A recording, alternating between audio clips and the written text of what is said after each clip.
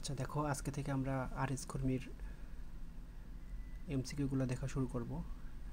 এর আগে আমরা থিওরি পার্টটা পুরোপুরি কমপ্লিট করেছি, আরও থিওরি পার্টগুলো দেখব। তো এটা আমি আরএস কর্মী থেকে সমাধান করার চেষ্টা করতেছি। কোনো ভুল হলে অবশ্যই আমাকে ধরায় দিবা, আমাকে বলবা, আমি সেটা কারেকশন করার চেষ্টা করব। দেখো 1 নম্বর কোশ্চেনটা কি বলছে। বলছে a define area or a space where some thermodynamic process takes place is known as. বলছে যে এরিয়া অ্যান্ড স্পেস, মানে একটা এরিয়া এবং স্পেস, এরকম এরিয়া এবং স্পেস যেখানে হচ্ছে থার্মোডাইনামিক প্রসেসগুলো সংগঠিত হবে, সেটাকে বলবো কি বলবো আমরা? Thermodynamic system, thermodynamic process, thermodynamic cycle, না থার্মোডাইনামিক ল। তাহলে এই যে এরিয়া যখন আমরা বলতেছি, তাহলে এটা কি একটা সিস্টেম? হ্যাঁ, এটাকে বলবো আমরা হচ্ছে থার্মোডাইনামিক সিস্টেম। তাহলে এটা হবে হচ্ছে থার্মোডাইনামিক সিস্টেম, মানে একটা এরিয়ার মধ্যে বা স্পেসের মধ্যে যেখানে থার্মোডাইনামিক প্রসেসগুলো সংগঠিত হয়, সেটাকে বলা হয় থার্মোডাইনামিক সিস্টেম। আমরা থিওরিতে দেখছিলাম। 2 নম্বরটা দেখো, বলছে যে a closed system is one in which heat and work cross the boundary. Heat এবং ওয়ার্ক বাউন্ডারিটা ক্রস করতে পারবে। হ্যাঁ, ক্লোজ সিস্টেমে হিট এবং ওয়ার্ক বাউন্ডারি ক্রস করতে পারবে of the system, but the mass the working substance does not cross the boundary. তাহলে দেখো, এই যে আমরা এটা কিন্তু থিওরিতে দেখছিলাম, ওটাই কিন্তু এখানে দিয়ে দিছি আর কি। তাহলে এই যে এটা যদি বাউন্ডারি হয়, তো এই বাউন্ডারি থেকে দুইটা জিনিস ক্রস করতে পারবে, একটা হচ্ছে হিট এবং হচ্ছে ওয়ার্ক। আর মাস যেটা, এটা ওয়ার্কিং সাবস্ট্যান্স, এই মাসটা কিন্তু ফিক্সড, এই মাস বাউন্ডারিটা ক্রস করতে পারবে না। হিট এবং ওয়ার্কটা যখন বাউন্ডারি ক্রস করবে, তখন সেটা হবে হচ্ছে ক্লোজ সিস্টেম। আর ওপেন সিস্টেম কোনগুলো? ওপেন সিস্টেম হচ্ছে হিট ওয়ার্ক তো বাউন্ডারি ক্রস করবে, তার সাথে হচ্ছে মাসটাও ক্রস করবে, বাউন্ডারি ক্রস করবে। আর আইসোলেটেড সিস্টেম বলতে কোনোটাই বাউন্ডারি ক্রস করতে পারবে না, আইসোলেট অবস্থায় থাকবে। হ্যাঁ, এটা বাউন্ডারিটা আইসোলেট অবস্থায় থাকবে। হ্যাঁ, যখন আইসোলেট থাকবে তখন কোনো কিছুই বাউন্ডারি ক্লোজ করতে পারবে না। এখানে বলছে কি an open system is one in which. Open system বলতে কি বোঝাচ্ছে? সবগুলোই বাউন্ডারি ক্রস করতে পারবে। এটা হচ্ছে সি নাম্বারটা দেখো, both the heat and work as well as mass of the working substance cross the boundary of the system. তার মানে দেখো, হিট এবং ওয়ার্ক তো বাউন্ডারি ক্রস করবেই, তার সাথে ওয়ার্কিং সাবস্ট্যান্স যেটা আছে মাস, সেটাও বাউন্ডারি ক্রস করবে, সেটা হচ্ছে ওপেন সিস্টেম। আর উপরে যেটা, সেটা হচ্ছে ইয়েস হবে, এটা ইয়েস হবে। 4 নাম্বারটা দেখো, বলছে যে ইন অ্যান আইসোলেটেড সিস্টেম। এই যে আইসোলেটেড সিস্টেম, যেটা কোনো কিছুই বাউন্ডারি ক্রস করবে না, আমি যেটা বললাম, neither the heat of work or not the mass. হ্যাঁ, মাস ওয়ার্ক হিট কোনোটাই বাউন্ডারি ক্রস করতে পারবে না of the working substance cross the boundary of the system. হ্যাঁ, কোনোটাই ক্রস করতে পারবে না। তাহলে এটা হচ্ছে কি ট্রু। তাহলে আমরা দেখো থিওরিগুলো পড়ে নিছি, এই জন্য আমাদের এই জিনিসগুলো অনেক ইজি হয়ে যাচ্ছে। 5 নাম্বারটা বলছে কি in an extensive property. Extensive property মানে কি? এক্সটেন্সিভ প্রপার্টি হচ্ছে মাস ডিপেন্ডেন্ট। হ্যাঁ, মাসের উপর ডিপেন্ড করবে, পার কেজিতে যখন আমরা হিসাব করব, কোনো একটা প্রপার্টি যখন আমরা পার কেজিতে হিসাব করব, তখন দেখব যে সেটা মাসের উপর ডিপেন্ড করে কিনা, সেটা হচ্ছে এক্সটেন্সিভ প্রপার্টি। তো এখানে বলছে কি in an extensive property of A thermodynamic system.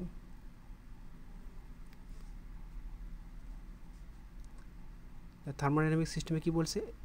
তাহলে কি 1 নম্বর কি বলছে? এক্সটেন্সিভ হিট ইজ ট্রান্সফার্ড, এরকম কোনো আমরা শর্ত পড়ি নাই। 2 নম্বর কি বলছে?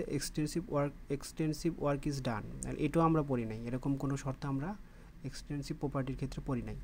তারপর বলছে কি এক্সটেন্সিভ এনার্জি ইজ ইউটিলাইজড, এরকম কোনো আমরা শর্ত পড়ি নাই। তাহলে হবে কি নান অফ দিস হবে হচ্ছে অ্যান্সার। 6 নম্বরটা দেখো, বলছে thermodynamic property of a system is said to be an intensive property whose value for the entire system বলছে কি the some of their value for the individual part of the system.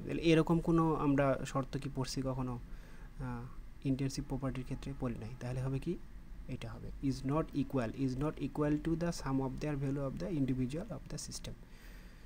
ঠিক আছে, এরকম আমরা কোনো ইন্টেন্সিভ প্রপার্টির ক্ষেত্রে এরকম কোনো শর্ত আমরা পড়ি নাই। তাহলে হবে এটা কি ইজ নট ইকুয়াল। 7 নম্বরটা দেখো, the property of the system whose value for the entire system is equal to the sum of their value for the individual part of the system is called extensive property. বলছে কি the property of the system whose value for the entire system is equal to the sum of their value for individual part of their system is called extensive property. হ্যাঁ, এটা হবে হচ্ছে extensive property. মানে inter সিস্টেমের the ভ্যালুটা inter সিস্টেমের হচ্ছে কি equal to the some of their value of the individual part of the system. মানে আলাদাভাবে যদি চিন্তা করি তাহলে এটা ইন্টার সিস্টেমের সমান হবে। ঠিক আছে, এটা হবে ইয়েস।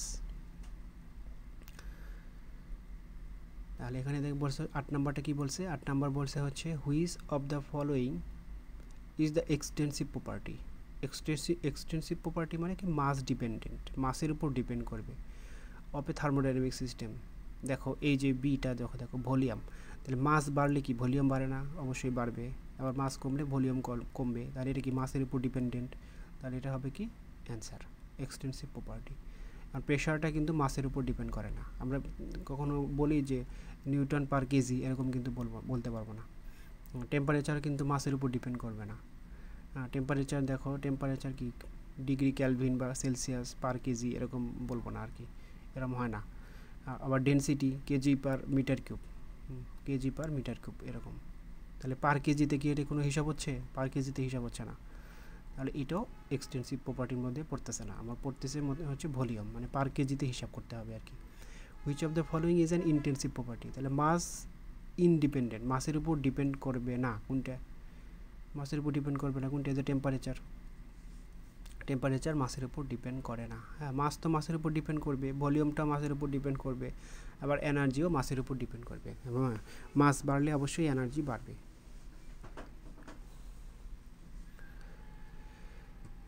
10 নম্বরটা দেখো, 10 নম্বর কি বলছে, the specific value of a system is an extensive property. Specific value, হ্যাঁ, স্পেসিফিক ভ্যালু হচ্ছে ইন্টেন্সিভ প্রপার্টি। মানে পার কেজিতে যখন আমরা হিসাব করব তখন হচ্ছে সেটা স্পেসিফিক ভ্যালু। পার কেজিতে যখন হিসাব করব তা সেটা হচ্ছে এক্সটেন্সিভ প্রপার্টি, মানে মাসের উপর ডিপেন্ডেন্ট। তারপরে 11 নাম্বারটা কি বলছে, যে the absolute zero temperature is taken -273 degree Celsius. এটা হবে -273 degree Celsius. The absolute zero temperature is taken, absolute zero temperature মানে -273 ডিগ্রি সেন্টিগ্রেড। এটা কিন্তু ভুল হতে পারে, বা 0 ডিগ্রি ক্যালভিনও বলা যেতে পারে, 0 ডিগ্রি ক্যালভিন। এটা কিন্তু ভুল হয়, খুব কেয়ারফুলি পড়তে হবে এবং বুঝে বুঝে পড়তে হবে। তারপরে দেখো বলছে which of the following is correct. তাহলে আমরা এই যে 1 নাম্বারটাই কারেক্ট হয়ে যাচ্ছে। Absolute pressure is equal to gas pressure plus minus, আর এটা কি plus atmospheric pressure. Absolute pressure মানে কি gas pressure plus atmospheric pressure. এটা তো দুই ধরনের সূত্র আছে। PABS যদি আমরা চিন্তা করি, অ্যাবসলিউট প্রেশার সেটা হচ্ছে কি atmospheric pressure PATM plus minus gas pressure P gas, ঠিক আছে, PG। আর এখানে যেহেতু প্লাসেরটা দেওয়া আছে সেহেতু প্লাসেরটা নিলেই হবে, অ্যাবসলিউট প্রেশার আর কি।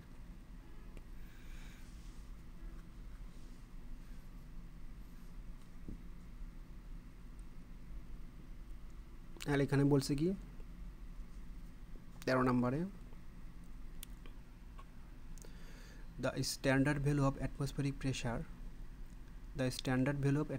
pressure taken at sea level. সি লেভেলে অ্যাটমসফেরিক প্রেশার হচ্ছে 1.013 বার, এটাও হতে পারে 760 মিলিমিটার অফ মার্কারি, এটা হতে পারে। তারপরে 1013 10 square newton per metre square, newton per metre square মানে হচ্ছে প্যাসকেল, এটাও হতে পারে। তাহলে আমার হবে অল অফ দিস, হ্যাঁ সবগুলোই হতে পারে। এটা কিন্তু মুখস্থ রাখতে হবে 1.013 বার। তো এই বারকে যদি আমরা 10⁵ দ্বারা গুণ করি, 10⁵ দ্বারা গুণ করি, তাহলে আমার হবে হচ্ছে এটা 1013 10 square newton per metre square, এটা হচ্ছে প্যাসকেল অথবা 760 millimetre of mercury.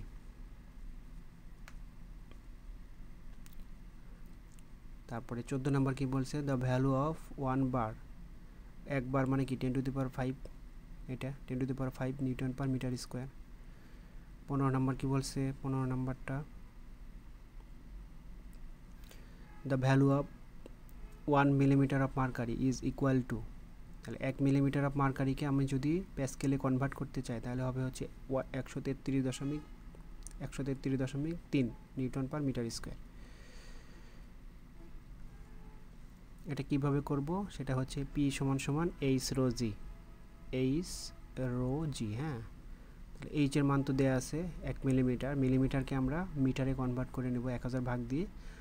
R density হচ্ছে মার্কারি ডেনসিটি কত, 13,600, মার্কারি ঘনত্ব হচ্ছে 13,600, আর জি হচ্ছে 9.81, বসায় দিলেই আমি এই মানটা পেয়ে যাব 133.33।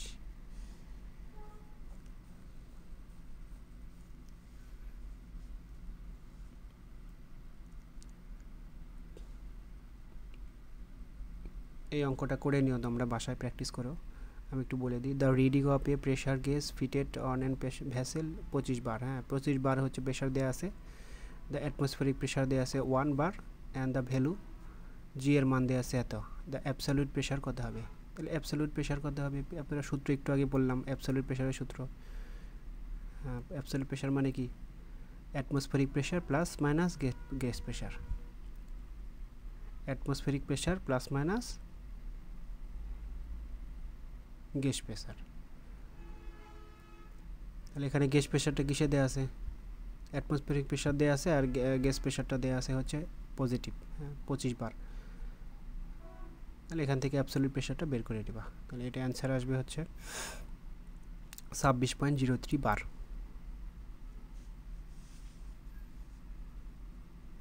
সতেরো নম্বরটা দেখো, 17 নম্বরটা হচ্ছে the condition of temperature and pressure at 0 degree centigrade, 260 millimetre of mercury pressure and term as, তাহলে এটা কি নর্মাল টেম্পারেচার অ্যান্ড প্রেশার, এটা নর্মাল টেম্পারেচার। 0 ডিগ্রি ক্যালভিন মানে হচ্ছে টেম্পারেচার অ্যান্ড প্রেশার। তাহলে এই যে 0 ডিগ্রি ক্যালভিন আর হচ্ছে 760 মিলিমিটার অফ মার্কারি, এটাকে বলা হচ্ছে নর্মাল টেম্পারেচার অ্যান্ড প্রেশার, হ্যাঁ নর্মাল টেম্পারেচার অ্যান্ড প্রেশার। এটা কিন্তু ইম্পর্টেন্ট।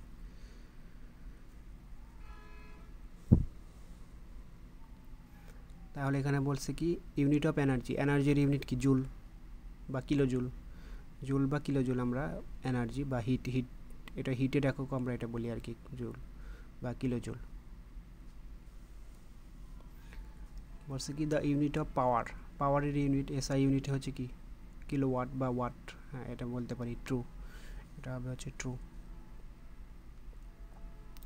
তারপরে 1 কিলোওয়াট মানে কি 1000 newton metre per second, 1 kilowatt.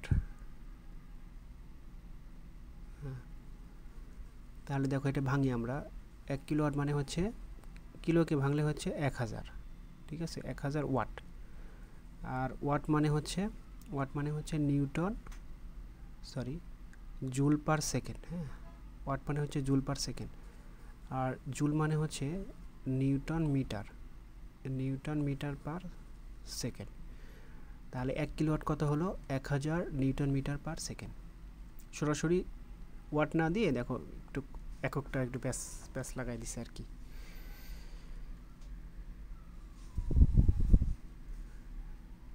তাহলে 20টা আমরা দেখলাম, নেক্সটে আমরা 21 থেকে দেখা শুরু করব। এখানে মোট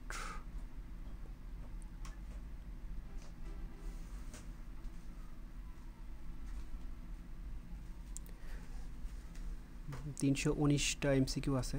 319টা এমসিকিউ আমরা স্টেপ বাই স্টেপ দেখার চেষ্টা করব। আজকে 20 পর্যন্ত দেখলাম, নেক্সটে আরও বাকিগুলো দেখার চেষ্টা করব।